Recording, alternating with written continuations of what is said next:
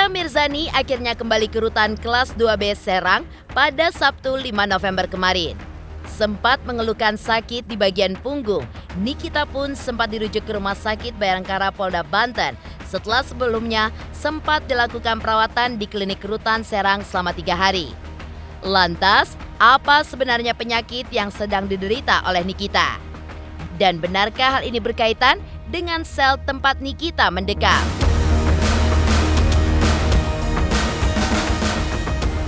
Ya, sepak terjang Nikita Mirzani sendiri memang terbilang kontroversial. Sempat bersih tegang dengan beberapa pihak. Kali ini, musuh Nikita Mirzani yaitu Tessa Mariska buka suara terkait seterunya tersebut. Lantas apa kata Tessa terkait masa hukuman Nikita? Dan benarkah sakitnya Nikita Mirzani memancing Tessa Mariska untuk memberikan pesan menohok dari para seterunya tersebut? Di lain sisi, baru-baru ini jagat dunia maya pun juga dihebohkan dengan pengakuan Kisha Alvaro, putra sulung Pasha Ungu dengan Oki Agustina. Dalam pengakuannya yang heboh di media sosial, disebutkan ia pernah mengalami masa sulit pasca kedua orang tuanya bercerai. Putra sulung Pasha ini pun juga mengatakan pernah mengalami kesulitan ekonomi pasca ibunya bercerai dari sang ayah. Tidak cukup sampai di situ, kesulitan yang dihadapi Kisha sampai membuat ia, ibu dan kedua adiknya sulit untuk membayar cicilan dan juga untuk membeli makan. Lantas, bagaimanakah Pasha menjawab dan juga menanggapi pengakuan Kisha tersebut? Pemirsa Intens Investigasi, jangan lupa untuk like, subscribe, dan juga share channel YouTube ini.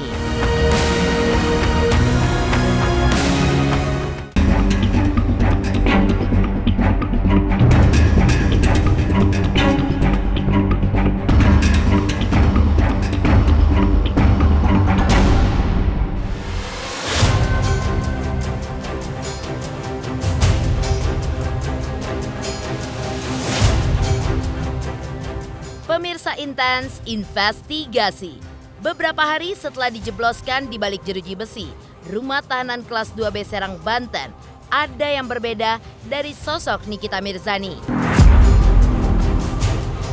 Ya, baru-baru ini Nikita Mirzani dikabarkan dilarikan ke rumah sakit lantaran sempat mengeluhkan rasa yang amat sakit di bagian punggungnya.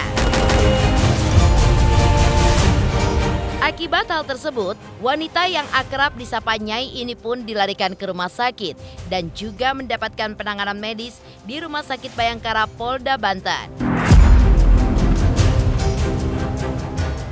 Ya, rupanya sakit yang dialami Nikita bersumber dari penyakit lamanya yang kembali kambuh, yaitu herniatit nucleus pulposus atau lebih dikenal dengan istilah saraf kejepit. Lantas, apa penjelasan Fitri Sahuteru dan juga Fahmi Bahmid, sahabat dan juga pengacara Nikita Mirzani, terkait kronologi sakitnya Nikita serta kondisinya kini? Nyeri di bagian punggung. Dia memang ada sakit yang harus diterapi di punggungnya, sarafnya kejepit gitu. Mungkin pas kemarin waktunya kumat gitu loh. Jadi dia nggak tahan lagi, dia minta diobatin sama pihak berwajib. Lupa saya kemarin rumah sakit apa ya, pokoknya yang depan Kejaksaan Serang, Banten. Sudah lama kan ada riwayat juga dia selalu terapi kan, memang sudah lama sekali kan. Kalau kalian perhatikan nih, kita kalau jalan kan dari belakang, kalau kalian lihat dari belakang dia agak miring jalannya kan. Sehat ya belum kan, tapi kalau dibilang sanggup untuk menjalankan sidang, dia insya Allah sanggup. Riwayat saraf kejepit di punggungnya, nah mungkin pada saat dia ditahan kan memang nggak melanjutkan terapinya, jadi mungkin lagi kambuh, mungkin 6 hari. Kalau Niki itu sekarang ada di rumah sakit, dia merasa lebih baik dia di rutan di rumah tahanan negara daripada dia merasa lebih terpenjara. Jadi lebih baik dia ada di rumah tahanan negara biar dia berobat di sana, daripada dia merasa ada yang aneh gitu loh, dia di rumah sakit kok seperti ini keadaannya. Makanya dia langsung sehat. Begitu lihat keadaan, lebih baik saya sehat. lebih baik saya sehat. Jadi dia pulang, saraf terjepit, tidak mungkin sehari 2 hari. Jadi dokter pasti membuat kesimpulan ya, nggak mungkin sampai kapan nih kita harus di situ. Lebih bagus direkomendasikan untuk balik ke rutan. Kaget juga karena mungkin tidurnya kurang nyaman, selama ini mungkin ya nyaman, tapi ya itu aku rasa hal-hal manusiawi sakit, karena banyak juga kan orang yang sudah tidur di ubin itu pada sakit.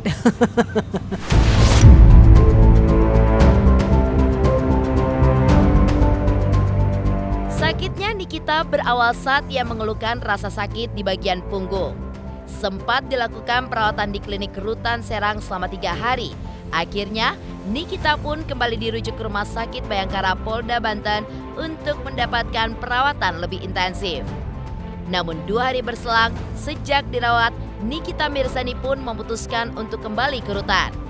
Lantas apa yang menyebabkan Nikita keluar dari rumah sakit lebih cepat?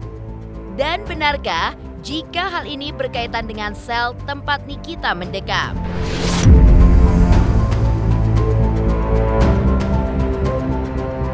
Bukan dilarikan dalam artian emergensi, tetapi memang yang bersangkutan sakit.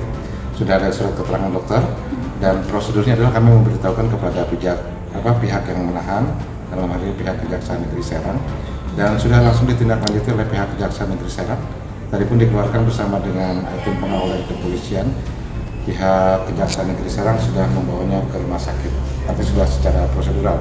Itu juga yang saya terima laporan dari Kepala Rutan Serang. Saya tidak bisa mewakili dokter, kurang lebih 10.30. Hari ini, surat Kejari Serang juga hari ini, per 4 November. Itu perlu perawatan. Nah, akhirnya Niki bilang, saya udah agak lebih sehat. Mungkin setelah diinjeksi ya, biasanya sakit begitu diinjeksi, itu dia minta supaya bisa balik ke rutan. Biar dia lebih tenang kalau di rutan. Kalau tidur udah nyaman aja lah, kan sudah harus dinikmatin, harus dihadepin. Nggak ada masalah, cuma karena memang sakit sekali sehingga perlu terapi, disuntik. Seingat saya disuntik ya, saya nggak sempat tanya. Sepertinya disuntik. Kalau saya ke sel, saya tanya. Karena saya tidak pernah masuk sampai ke dalam kamar sel. Siapapun nggak boleh, karena itu tahanan perempuan, pasti di depan saja. Jadi kita membesuk hanya sebatas di ruangan besuk. Kalau nggak nyaman, saya pikir nanti saya tanya gitu loh ya. Jadi nggak mungkin saya tanya seseorang yang ada dalam tahanan, kamu itu makan nasi apa, terus kamu tidurnya pakai bantal atau tidak. Itu sudah nggak logis. Saya pengacara nanya-nanya yang begitu. Ya, paling saya tanya perlakuan. Apa Anda diperlakukan layak di situ?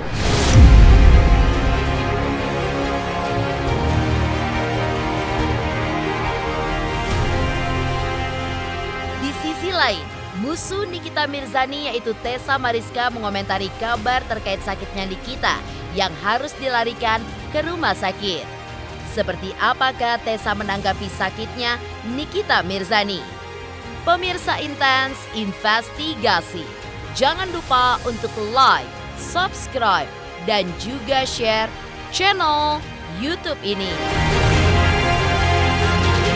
Hai, aku Krisata. Aku mau mengingatkan pemirsa yang di rumah, jangan lupa ya, saksikan Intens setiap hari Senin sampai hari Sabtu. Sehari tayang 3 kali loh. Dan pokoknya jangan lupa di subscribe, like, comment, and share. Bye-bye.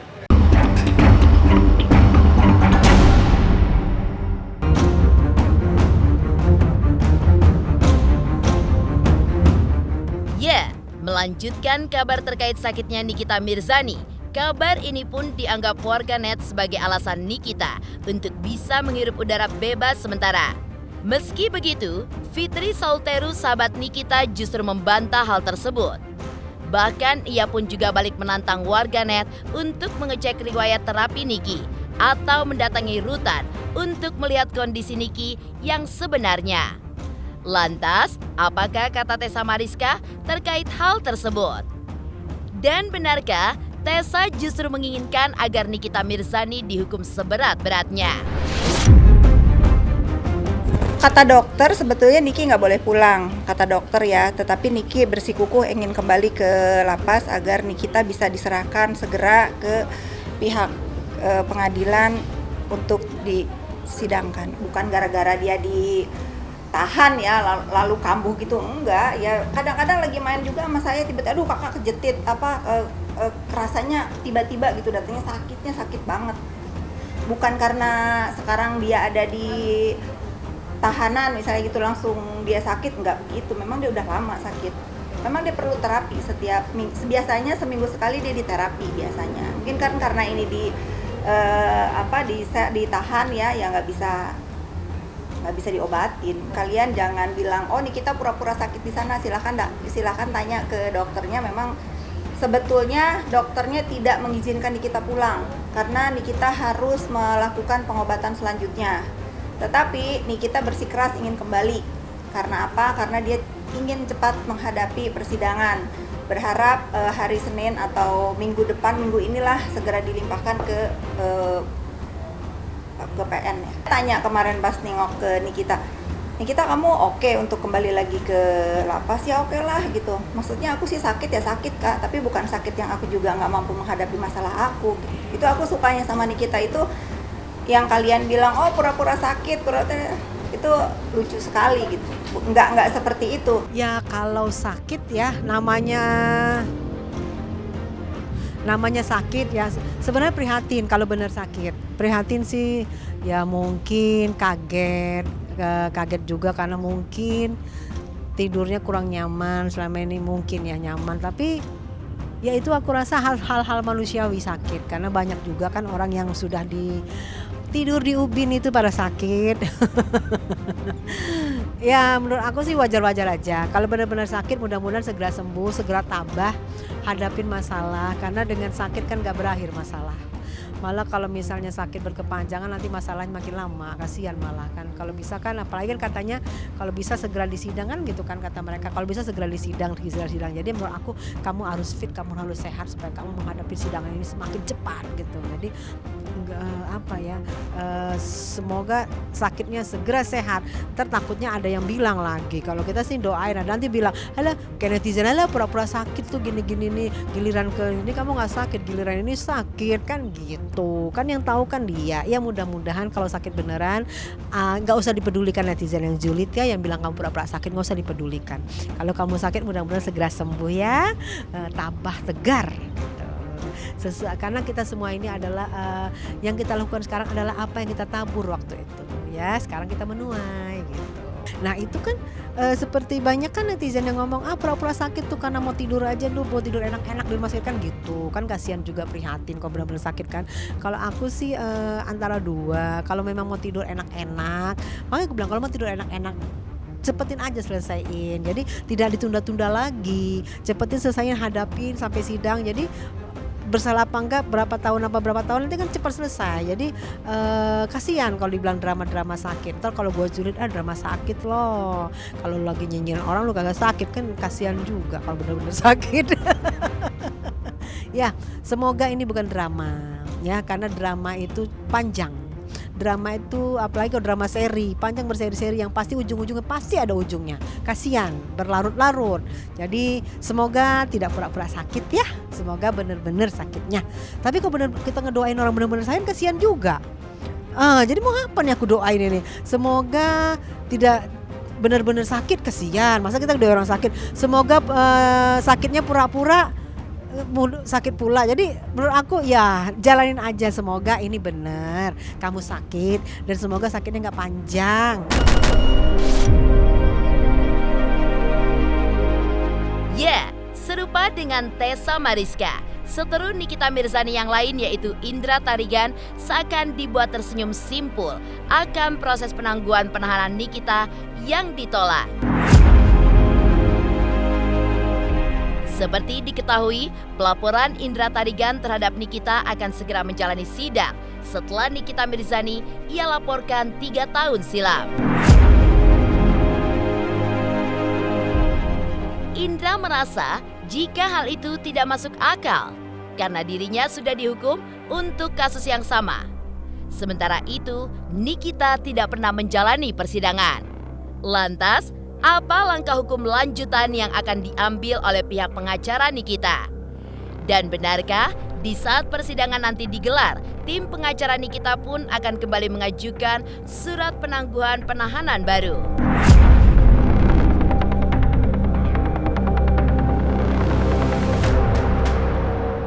Puji Tuhan, kalau ditolak. Jadi di sini semua saksi-saksi saya, termasuk Tessa Mariska dan saksi-saksi yang saya tunjuk sama saksi ahli, semua sudah diperiksa.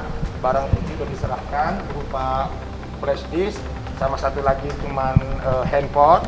Handphone kita serahkan hari Kamis ya, hari Kamis untuk dilihat nanti di Polda Metro. Baru nanti statusnya berubah karena unsurnya udah termasuk semua, udah terpenuhi semua menjadi tersangka. Untuk kasus waktu itu laporan anak saya 2019, jadi tadi saya lihat di sini karena kemarin itu kan ternyata di sini masih di Polda laporannya. Kemarin itu karena anak saya lagi konsen dengan kuliahnya, kita belum mau kejar. Tapi setelah saya lihat sini ternyata belum turun ke sini, ternyata masih tetap di Polda. Itu yang akan kita tindak lanjuti lagi. Kalau itu sudah selesai, kami hanya mencoba karena dari awal kami sudah bisa paham. Kami tes ajukan itu supaya kami mengukur seperti apa, ternyata benar kami mengajukan dan orang lain yang menjawab pengajuan kami. Anda bisa menilai lah ya. Saya mengajukan permohonan itu dengan jaminan, salah satunya Kak Fitri, saya menjamin. Kita coba ajukan ke jaksa dan itu menjadi kewenangan dia untuk menolak. Silakan ada tolak, nggak ada masalah karena itu menjadi kewenangan dan kami punya hak. Nanti di dalam proses sidang kami akan ajukan permohonan lagi karena Niki dalam keadaan sakit sekaligus perlu perawatan dokter pribadi. Yang kedua, Niki punya anak kecil, ada yang masih balita ya, dan juga dia adalah satu-satunya pencari nafkah. Penangguhan penahanan sebelum dilimpahin atau nanti setelah dilimpahin, ya kita lihat aja lagi-lagi nih kita didengar nggak keinginannya.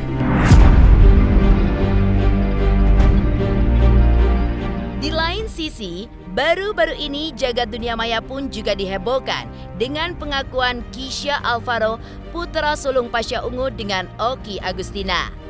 Lantas, bagaimana Pasha menjawab pengakuan Kisha? Pemirsa Intens Investigasi, jangan lupa untuk like, subscribe, dan juga share channel YouTube ini. Halo pemirsa Intens, apa kabar? Gue Jeffrey Nicole. Jangan lupa saksikan Intens Investigasi 3 kali sehari. Dan jangan lupa buat like, comment, dan subscribe.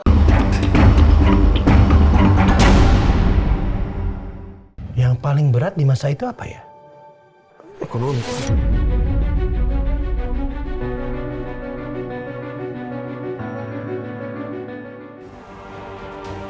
Ya, meninggalkan kabar terkait Nikita, baru-baru ini jagat dunia maya pun juga dihebohkan dengan pengakuan sensasional dari putra Sigit Purnomo Syamsuddin Said alias Pasha Ungu dengan Oki Agustina yaitu Kisha Alvaro. Dalam pernyataannya, Kisha pun juga mengungkapkan jika pernah mengalami pengalaman sulit pasca orang tuanya bercerai, di mana ia pun juga harus melakoni syuting di umurnya yang terbilang dini. Hal itu pun dilakukannya untuk membiayai kebutuhan ekonomi ibunya pasca bercerai dari sang ayah.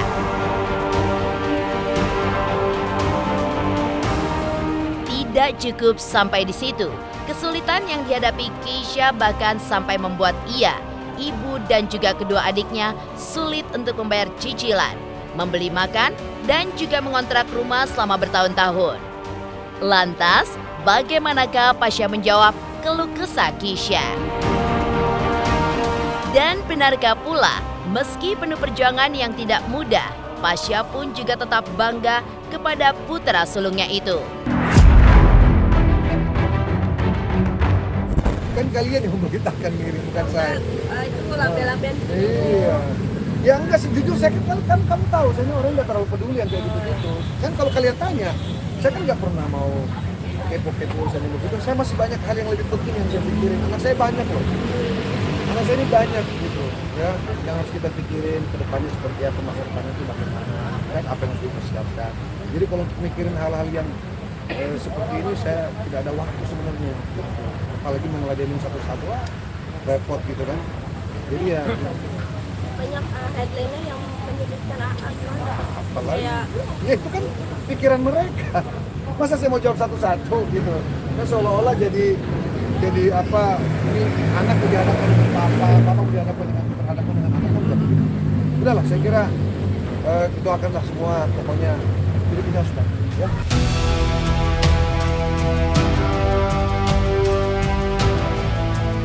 Demikian pemirsa, kabar terkini, terpercaya dan teraktual yang kami hadirkan hari ini.